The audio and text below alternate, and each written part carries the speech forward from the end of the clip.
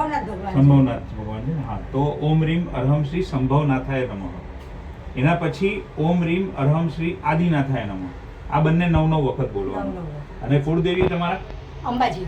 ઓમ શ્રી અંબે માતાય નમઃ, એ પણ 9 વાર બોલવાનું. એ થઈ જાય એટલે પછી મને કહો, એ નીચે મૂકવાનું છે. એક મિનિટ તમારા હાથમાં. હા, આ છે ને, બસ આ ઉપર આવવું જોઈએ. એ રીતે અહીંયા આગળ મૂકો. ને બી જમણા હાથમાં રાખીને ડાબો હાથ ઉપર રાખવાનો. અહીંયા મૂકો તમારા હાથ. મૂકી દો. હા, બસ સ્વસ્તિક છે ઉપર લખ્યું છે ને. હા, બસ. અચ્છા, હા,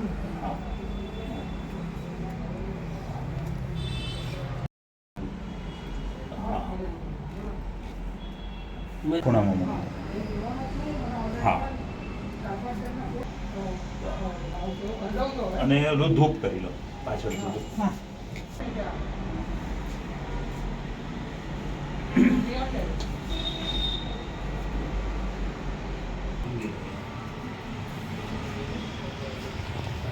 જુઓ બરાબર છે. હા, હું એ જોઉં જ છું.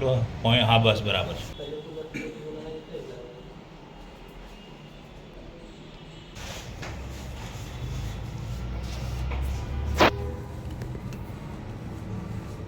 મૂકી દો આના પર.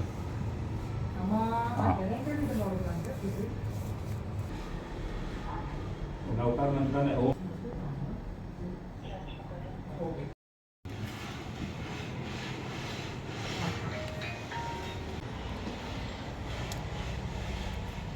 મૂકી દો. અને ઓમ નીમ અરહમ શ્રી સુવિધિ નાથાય નમઃ.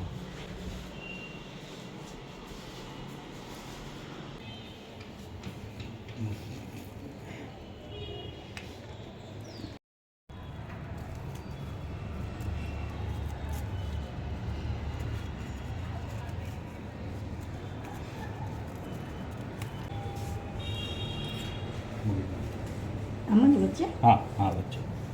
અચ્છા, બસ.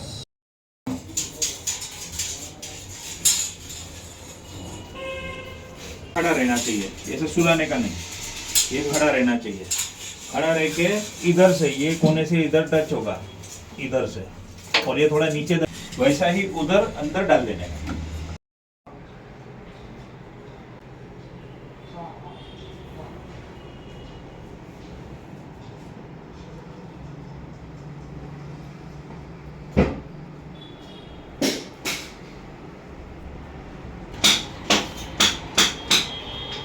हाँ,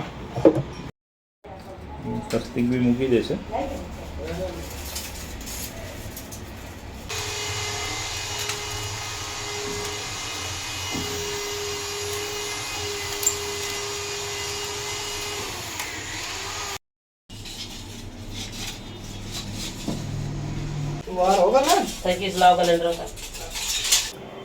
આ વાસ્તુ પુરુષ છે. વાસ્તુ પુરુષ હંમેશા એનું હેડ ઊંધું હોય.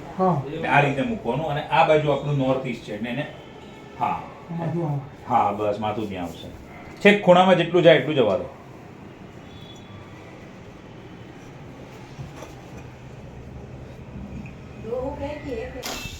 હા, જો આ છે ને એકદમ જમીનને ટચ થઈને વસ્તુ મુકાઈ જાય.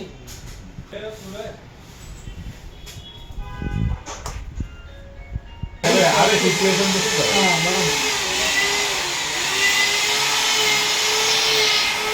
એનો બીજો પર્પઝ એ છે કે તમારે નોર્થ કેવું હોય ને આગળ